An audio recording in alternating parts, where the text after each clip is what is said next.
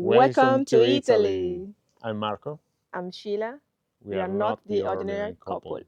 And today we're going to show you our incredible journey of 16 hours by car that took us from our house in the West Midlands to my parents' house here in Milan. Sit back and enjoy. The wake up call was very early in the morning. We needed to close the house, pack the last things, and prepare all our luggages for the trip. Also, Skylar didn't seem to be happy to embark in this crazy adventure. After nearly 20 minutes playing Tetris and trying to fit all Sheila's bags in the car, that was a real challenge and I almost failed to pass it, we were ready to go and leave our house in UK and head towards the first step of our journey, the Eurotunnel in Folkestone. That morning the sky decided to gift us with a beautiful sunrise, and we almost felt bad leaving UK with this beautiful weather.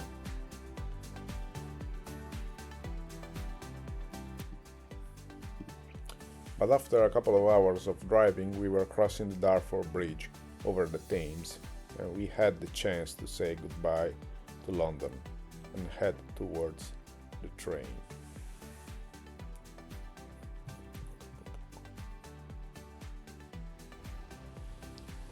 Once you reach the Eurotunnel facility, that is a massive construction, you have to do the check-in, and when it's time to board, you have to do the passport control at both UK and France border.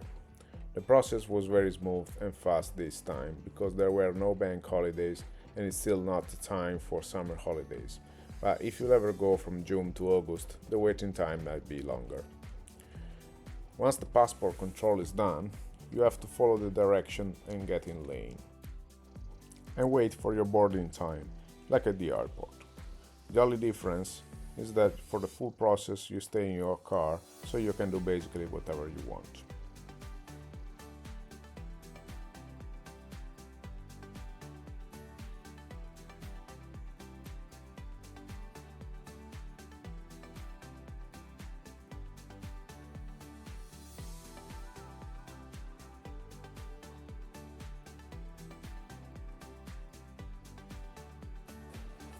"7:20 in the morning was our boarding time, 4 hours after our departure from home.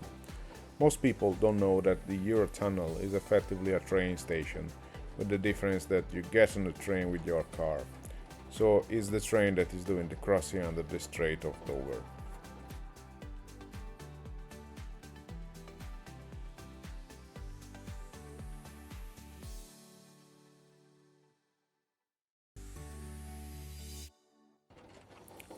The only difficult thing is to avoid hitting the tires against the edges of the available space.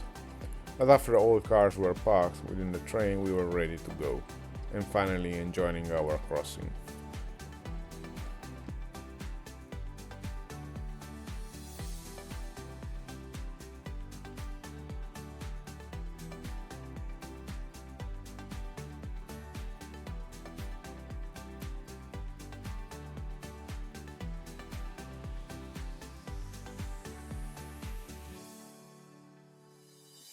The crossing is roughly 35 minutes, enough time for me, Sheila and Skyler to take a nap, recharge the batteries and get ready for the next part of the trip. And once the boarding was completed, we finally put our tires on the French land and we were set about chewing up the miles.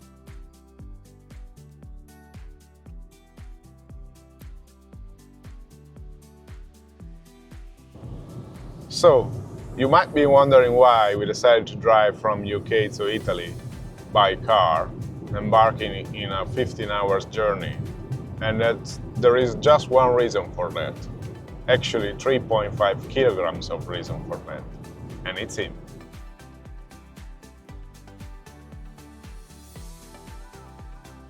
As much as incredible it sounds, the only way to travel from UK or to UK with a dog and having it with you is by car. Indeed, there are no airlines that allow you to bring the dog in the cabin to UK.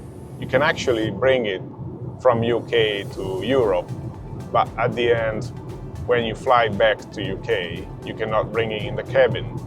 So there are absolutely no way to travel within Europe or whatever states in the world to UK with a dog in the cabin. The only way that you can transport a dog on a flight is to give it to DHL.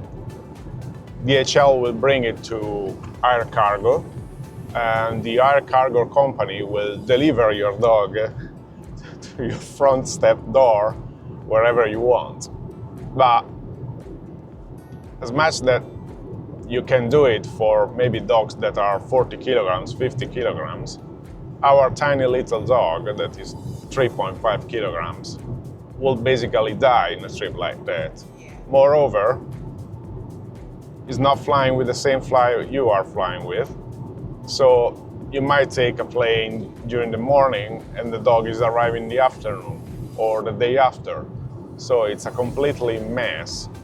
The fun fact is that when we decided to move to UK, we didn't know about it.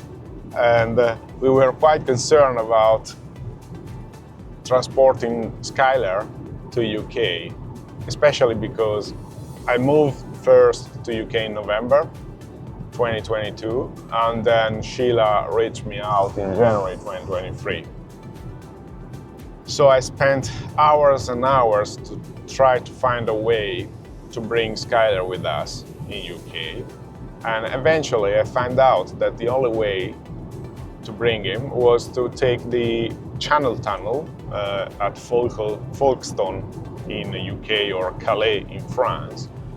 And you have to have a car because the dog must stay in the car during the transportation and during the journey of the train. There is actually another way to bring the dog in UK, and it's by ferries. But also in that case, you have to take and you have to have a car and you have to put the dog inside the car. Otherwise, there's no way to bring him from Europe to UK.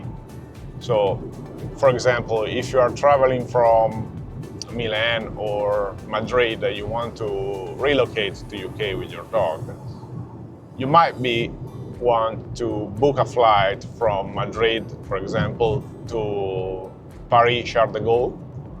But at the end, from Paris Charles de Gaulle, you have to take the Eurotunnel, and for that you need a car. So there are several companies that are dealing with this stuff that will take you from Paris Charles de Gaulle and bring you to London, probably Heathrow. It's like a sort of taxi for you and the dogs, but you can imagine how much expensive would it be. So in my case, when I had to bring Sheila with me and Skylar in UK, I basically took, and I was lucky enough to have a car in UK at the time, also now, but as soon as I relocate, I had a company car, so I was lucky enough to be able to take the Eurotunnel, leave my car at Brussels.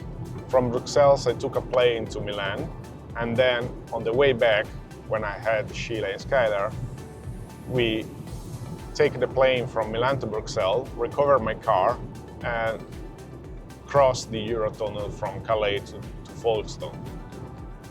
Also in that case was an interesting journey. We left our house in Milan at 4 a.m. in the morning and we arrived at 6 p.m., 7 p.m. or maybe something also later in UK, because it was the first time we needed to understand the whole process and everything else. And obviously when you reach the Eurotunnel, you cannot go straight into the train. You have to stop by the reception, the pet reception, where they are checking all the documents of the dog. If you are lucky enough to have an EU passport for the dog, as in our case. International dog, because he's from Belarus, yeah. So Yes, Skylar is from Belarus, was born there, and then brought to Italy, and then Sheila took him when he was 4 months old. Yeah. We already understood from the beginning that he was a crazy guy, full of energy. Very crazy. drive you crazy. He was the most excited dogs Yeah. between all the dogs that there were in the kennel while we took him. He was Skyler. He was Skyler from the beginning. So if you are lucky enough to have the EU passport, it's pretty simple. The dogs must have the rabies vaccination, and in the case you are traveling from UK to Calais, so to France, that's it. So EU passport, rabies vaccination, and obviously the microchip. The things get complicated when you are traveling back to UK, because apart from the EU passport, rabies vaccination, and microchip, you have also to treat your dog for paperwork treatment. And the funny thing is that you have to give him the tablet that must contain praziquantel, and it's mandatory. You have to give him the tablet between 2 to 5 business days before traveling, because otherwise you are not allowed to enter the UK border. So if you go abroad, for example, for holiday and vacation, you need to find out a vet that is able to sign the passport, and where it states that in that date the dog took the tablet, so that then you have 3 or 4 days, depending on when you give him the tablet, to go back to UK and cross the border.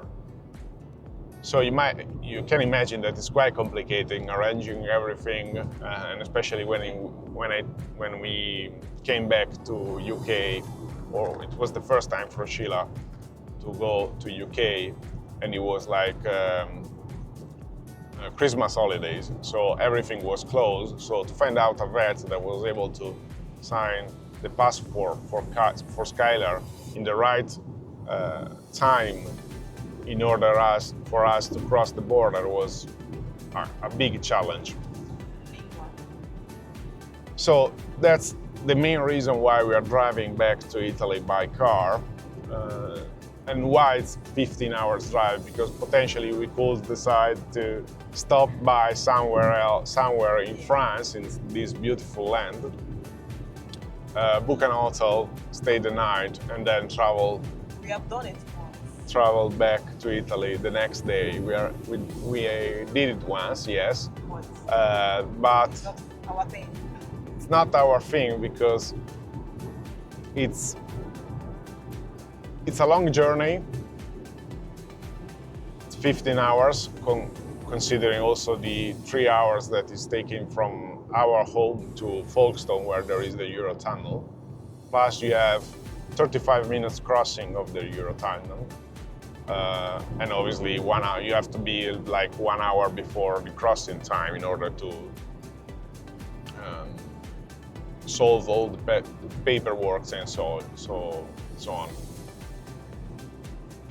But then when you cross the border from Calais to Milan, it's like 10 hours of driving. So you need to split 10 hours in 5+5 or 6+4. So yeah, you might be more relaxed. You can enjoy a night in a hotel in France, but it's not really our thing. No. And as you might know, we are not an ordinary couple, so we are crazy. We are crazy, so we decided to do the things properly in our way. 1 day straight. 1 day straight. No stress. Full travel, 1 day of stress, Yeah. and that's it. 15 hours travel. Yeah. But you also have some positive things of traveling by car. For example, my wife can bring whatever she wants. Indeed, we have the boot that is completely full, and then you can enjoy the panorama of France and Switzerland.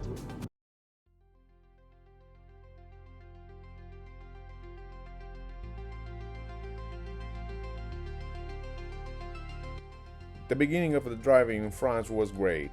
We were crossing amazing stretches of land colored in yellow and green, and we were dancing in the car trying to entertain ourselves and Skyler, that was looking at us with his beautiful face. And while Sheila was dealing with all the French tolls for her joy, getting quite frustrated since she had to wake up from her naps every 20 minutes each time we needed to take the ticket or pay, we kept moving between windfills, incredible landscapes, and tons of walks and services for our little puppy. And even if I was starting to feel the tiredness of nearly 8 hours of driving, I was lucky enough my wife kept dancing, entertaining me between her beautiful and peaceful naps. After 9 hours almost of travel, we finally made it to the Swiss border. Now we are missing around 360 kilometers, so another 4 hours, because obviously in Switzerland you have to go quite slow, and as Swiss watches you have to be precise, otherwise you take the fine for speed limits. And another important thing that you have to remember when you enter in Switzerland is that you have to take the vignette, that is basically a sort of payment for the motorway. So if you want to take any Swiss motorways, you have to pay the vignette. The beautiful thing is that it's valid for 1 year, so you pay once, it's gonna be around 50 euros. You pay once, and you've got the access to the motorways in Switzerland. So now I need to shoot out because we cannot record here. We now paid the vignette, that is 40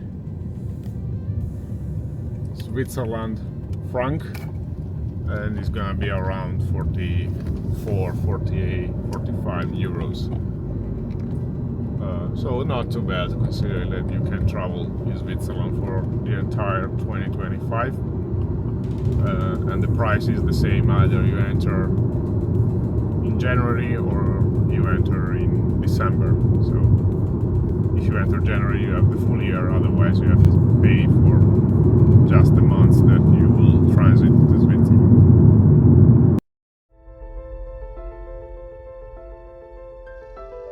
As we left behind the Swiss border in Basel, we were pleased by a stunning change in the landscape. The flat and green fields of France disappeared, leaving the space to snowy peaks, amazing woods, and massive mountains.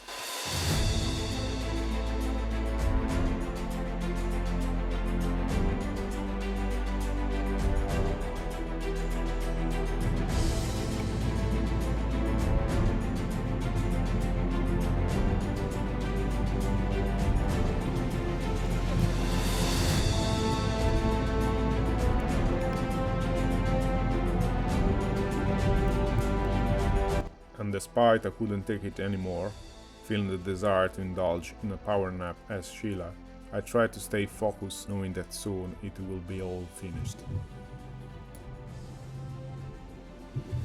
The beginning of the series of tunnels meant for us that we were heading towards the San Gottardo, a 17-kilometer tunnel that is connecting the two cantons of Uri and Ticino.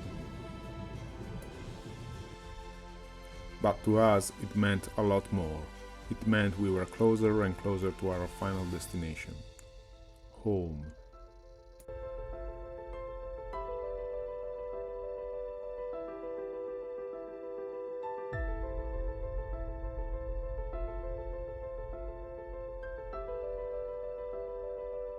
And finally, after having left behind us the last bit of snowy peaks of Switzerland, we were finally in Italy, where the sign of Milano welcomed us.